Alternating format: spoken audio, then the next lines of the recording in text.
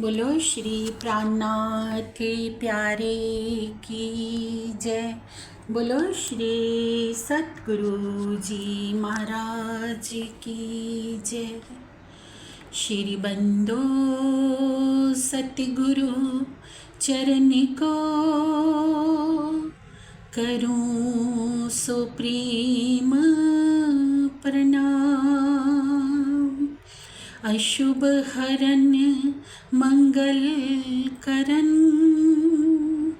धनी श्री देव चंद्र जी नाम।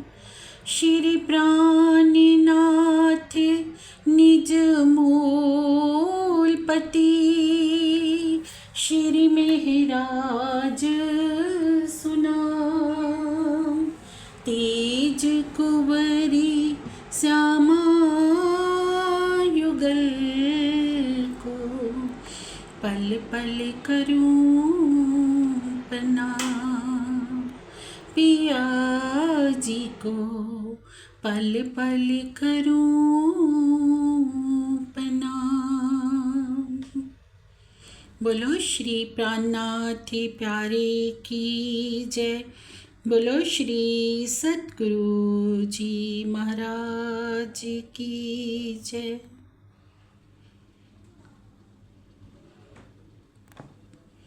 प्रेम प्रणाम जी।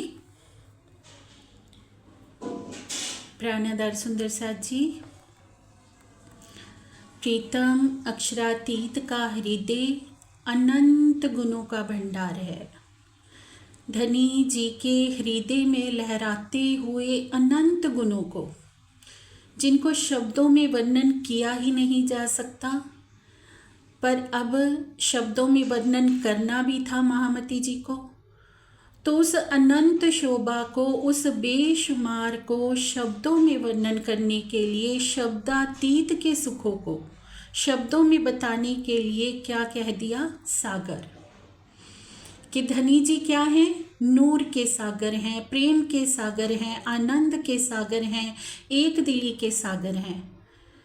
ताजो बात हमारी यहाँ की बुद्धि से समझ में आ जाए, क्योंकि इस संसार में तो उपमा सबसे ज़्यादा हम विशालता की उपमा किससे देते हैं? सागर से ही देते हैं। कि सागर की जैसे अथाह जल राशि होती है, ऐसे ही धनी जी के हृदय में जो नियामतें हैं वो भी अथाह हैं, जिनकी कोई था है ही नहीं, कोई माप है ही नहीं।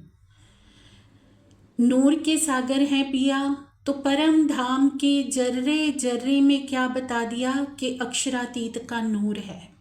हर एक कण में, कण कण में नूर झलकार करता है, क्योंकि वहाँ का कण कण में क्या है? ब्रह्म स्वरूप है। वहाँ के कण कण में भी अक्षरातीत का हृदय समाया हुआ है। पूरा परम धाम उनके दिल का ही व्यक्त स्वरूप है। जर्रे जर्रे में धनी जी का दिल लीला कर रहा है। तो ये तो पहले सागर को नूर सागर कह दिया है कि सब कुछ धनी जी के नूर से है। और अगर हम आठों सागरों की गहराई में डूबना चाहते हैं, आठों सागरों को जानना चाहते हैं, तो उसके लिए बहुत ज़रूरी है पहले हम नूर को जानें। नूर के स्वरूप पिया पर ब्रह्म की हम पहचान करें और उनके दिल में उतरने का प्रयास करें।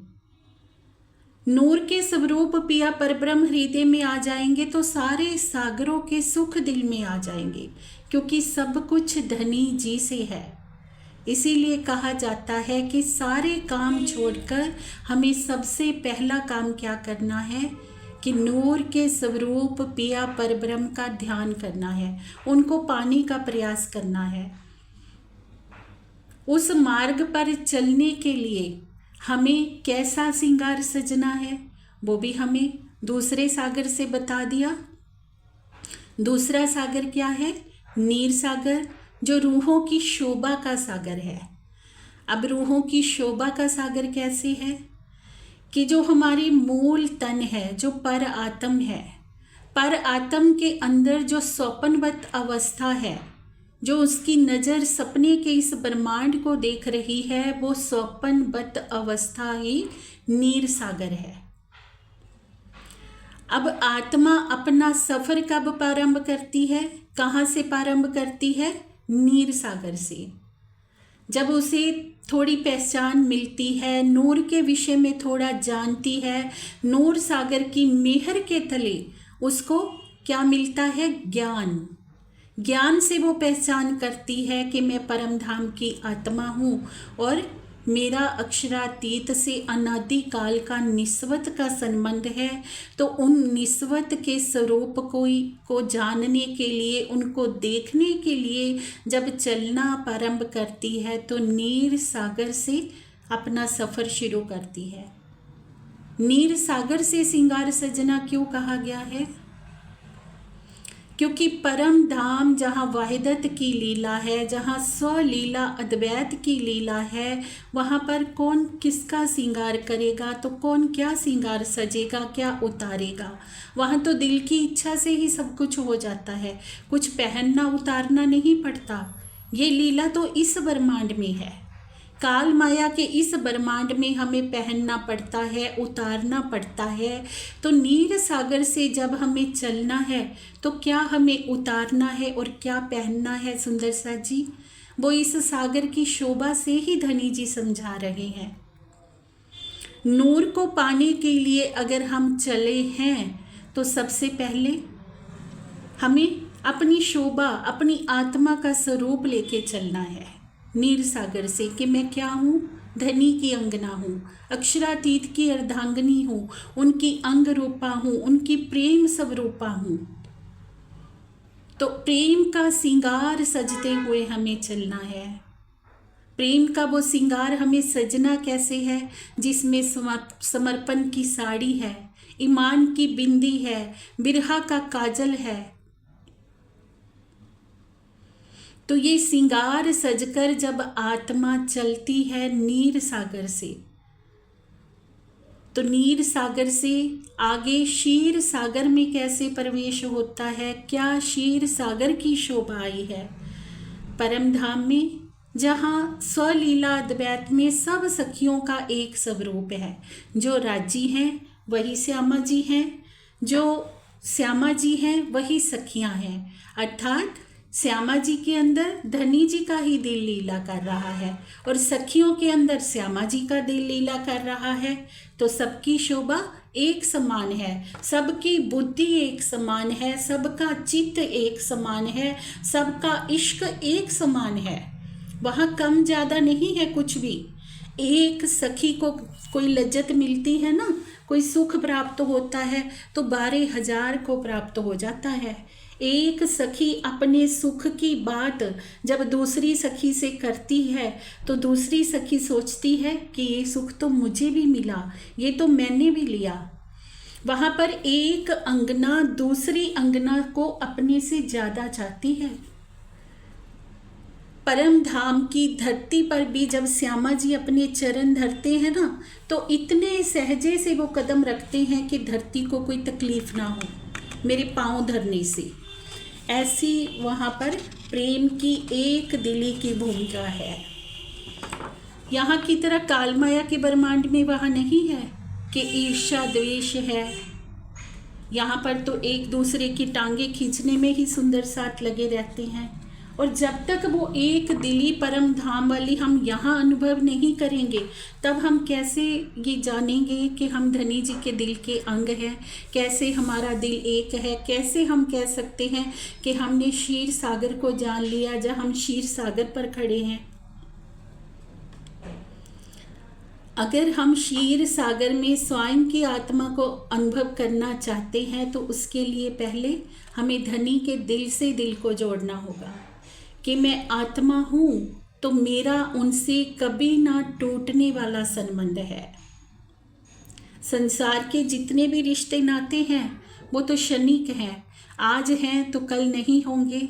हम देखते हैं कि कोई व्यक्ति हमें आज दिख रहा होता है, कुछ समय के बाद पता चलता है कि वो तो इस दुनिया में नहीं रहे हैं, क्योंकि यहाँ सब नश्वर है, अखंड नहीं है।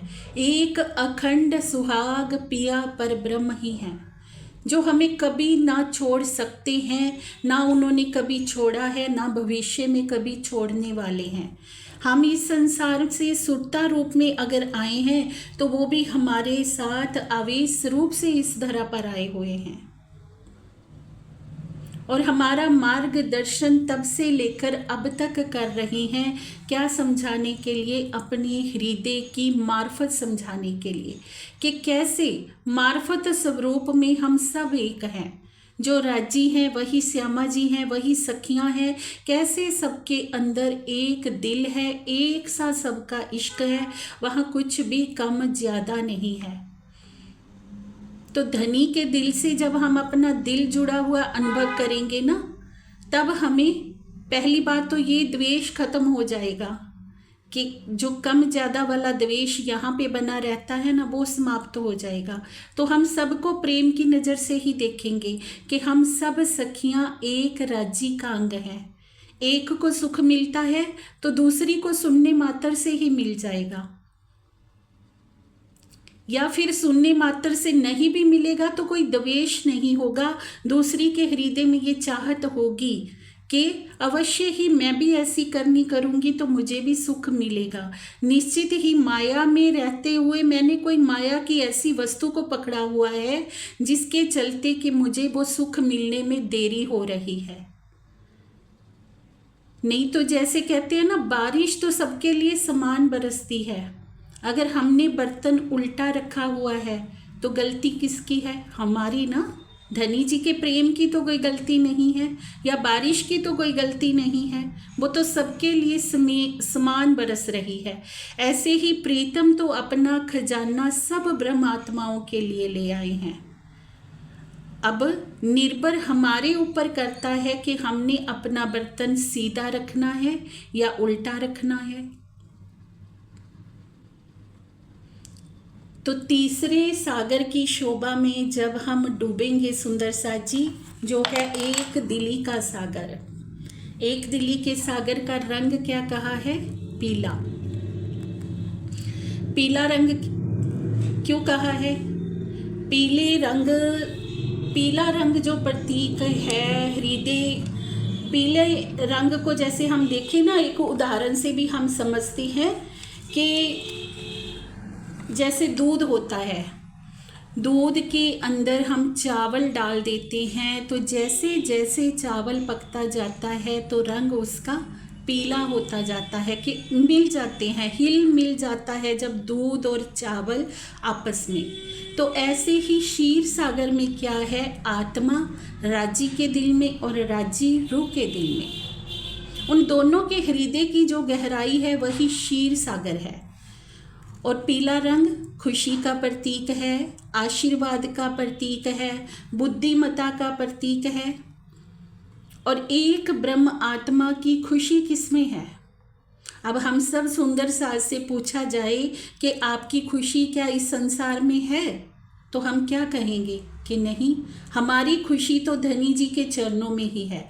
अगर धनी हमसे दूर हैं तो हम कैसे कह सकते हैं कि हम खुश हैं? अगर हम कह रहे हैं कि हम खुश हैं प्रीतम के बिना, तो इसका मतलब हमारे ऊपर घनी फरामोशी छाई हुई है। हम फरामोशी के चलते ही ये बात कह रहे हैं कि हम राजी के बिना खुश हैं। अगर वो पर्दा हटना प्रारंभ हो जाएगा तो हम कभी कहेंगे ही नहीं कि हम धनी के बिना इस संसार में खुश हैं। तो आत्मा की खुशी धनी जी के साथ एकाकार होने में ही है। और एकाकार होने के लिए जो वो अपना चलना, जो रहनी में आना प्रारंभ करती है, उसी में उसकी बुद्धिमत्ता है। संसार की तरफ दौड़ने में हमारा बुद्धिमत्ता नहीं है। धनी जी भी शाबाश किन ब्रह्म आत्माओं को दे रहे हैं जो धनी जी के प्रेम में अपनी रहनी को सुधार रही हैं, रहनी में आ रही हैं, प्रीतम को पाने के लिए जो प्रयास करने में लगी हुई हैं। तो हमारी बुद्धिमत्ता भी उसी चीज़ में है। और जो रूह प्रयास करती है ना, उसके ऊपर ऑटोमेटिकली राजी का आशीर्वाद भी बरसता है। उसके हृदय में क्षीर सागर आते भी हैं, धनी जी उनके अंग संग रहते भी हैं, सतगुरु रूप में भी उनका आगा लिए रखते हैं। तो उस ब्रह्म आत्मा को हर पल ऐसा आभास भी होता है कि सतगुरु रूप में मेरे पिया परब्रह्म मेरे साथ हैं, हर पल हर घड़ी। जब नीर सागर से आत्मा अपना श्रृंगार करके चलती है परात्म के भावों में डूबकर। परात्म के भावों में डूबने का भाव क्या है कि जैसा प्रेम पर आत्म के दिल में है, परम धाम में हम राज्य से कैसा प्रेम करते हैं। जब परम धाम में परात्म के तनों में फरामोशी नहीं थी, उस समय हमारा और धनी जी का कैसा प्रेम है। हर पल प्रिया हमारे दिल में समाये हुए हैं, राज्य के सिवा रूहों को कुछ दिखता ही नहीं। अक्षरधाम परम धाम में ही होते हुए, पूरब दिशा की तरफ होते हुए भी हम देखते रोज थे पर पता ही नहीं चलता था, क्योंकि नज़र धनी जी के सिवाय कहीं जाती ही नहीं थी रूहों की। तो अब नज़र कहाँ जा रही है? अब नज़र सब जगह दौड़ रही है संसार में। तो वो नज़र में जब तक ठहराव नहीं आएगा, वो नज़र जब तक एकाग्र होकर धनी जी की तरफ नहीं लगेगी, तब तक कैसे हम कहेंगे कि हम नीर सागर में खड़े हैं। और नज़र जब एकाग्र हो जाएगी पर आत्म के भावों में डूबने के लिए, पर आत्म जैसा प्रेम हमारे दिल में आएगा कि धनी जी मुझे तो सिर्फ आप चाहिए। तो वो तड़प जब हृदय में आएगी, तो धनी जी के दिल से जब आत्मा अपने दिल को जोड़ लेती है कि मेरा बस एक तू है, तो क्षीर सागर में उसका प्रवेश होता है। और जैसे जैसे क्षीर सागर की गहराई आत्मा के दिल में गहराती जाती है, तो उसे ऐसा आभास होता है कि पिया परब्रह्म सतगुरु स्वरूप में हर पल मेरे साथ हैं। बड़े महाराज जी की बीतक में भी हम सब ने सुना है, सुंदर सा जी क्या कहते थे महाराज जी कि सतगुरु महाराज मेरे दिल में और मैं सतगुरु महाराज के दिल में। तो एक ब्रह्म अंगना के हृदय में वो भाव कब उत्पन्न होते हैं? जब वो क्षीर सागर की गहराई में डूबी होती है।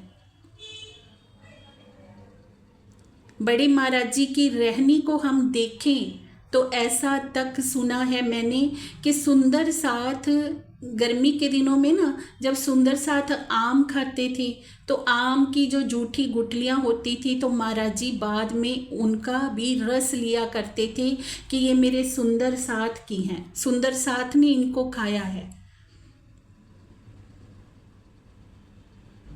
तो ये प्रेम हृदय में कब आएगा? जब हम क्षीर सागर की गहराई में डूबेंगे।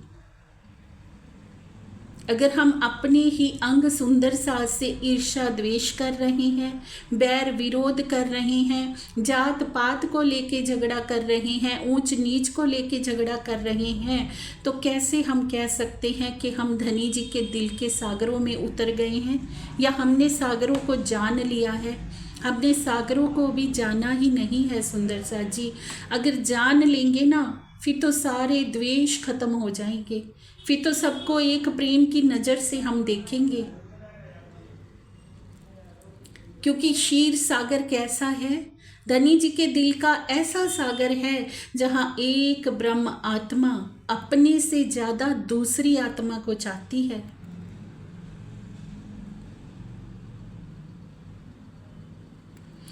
तो इसका मतलब ये तो नहीं कि हम दूसरे के लिए कुछ मांग रहे हैं या दूसरी आत्मा को ज़्यादा प्रेम कर रहे हैं तो हमारा प्रेम कहीं खो जाएगा। कभी नहीं खोएगा।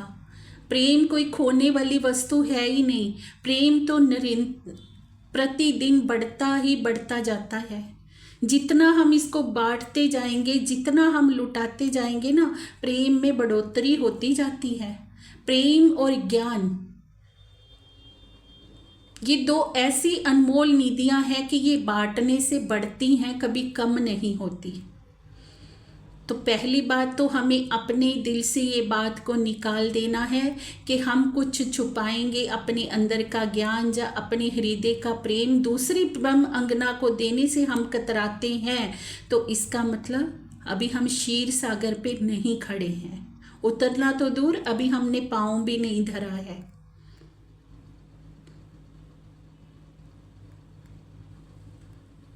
अब क्षीर सागर की गहराई में जैसे जैसे आत्मा उतरती है तो राजी के दिल से जब दिल को जोड़ती है तो विरहा का श्रृंगार होता है।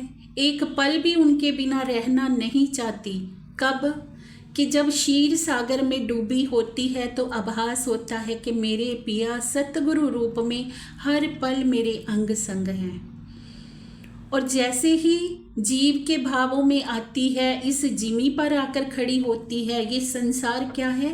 वो जिमी है। ये खारा भवसागर वो जिमी है, जहाँ जब जीव का भाव प्रबल होता है तो उस समय के लिए जब अलगाव अनुभव होता है कि प्रीतम मेरे से दूर हैं, तो फिर बिरहा के आंसुओं से श्रृंगार सजता है। वो बिरहा के आंसू फिर आत्मा को दधी सागर में पहुंचाते हैं, जो युगल स्वरूप की शोभा श्रृंगार का सागर है। शोभा श्रृंगार आत्मा के हृदय में बसने लगती है।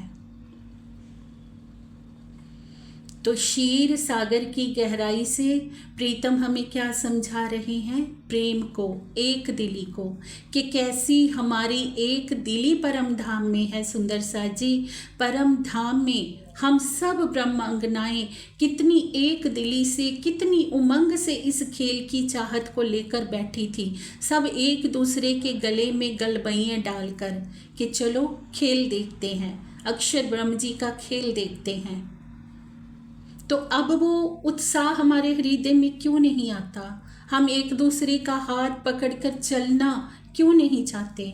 हम क्यों दूसरे से कोई बात छुपा के अब ये सोचते हैं कि शायद हमें कुछ ज़्यादा मिल जाएगा? क्यों नहीं हम अपनी परम धाम की वो रीत को निभा रहे, जो एक दिली के सागर से धनी जी हमें समझा रहे हैं?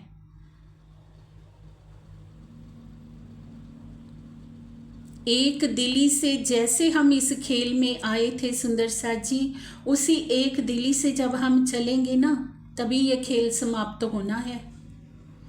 एक दिली से जब आत्माएं सब मिलकर बोलेंगी ना कि प्रिया अब ले चलो, बस अब और खेल नहीं देखना, तो खेल समाप्त भी हो जाएगा।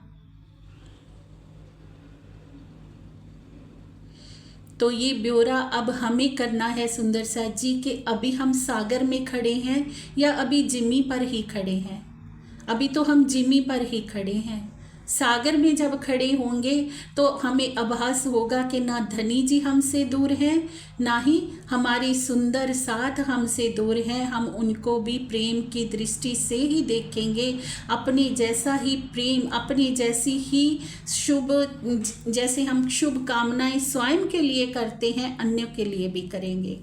तो क्षीर सागर की गहराई से पिया हमें एक दिली को समझा रहे हैं। इसी एक दिली को हमें आत्मसात करना है सुंदर सा जी। प्रेम प्रणाम जी।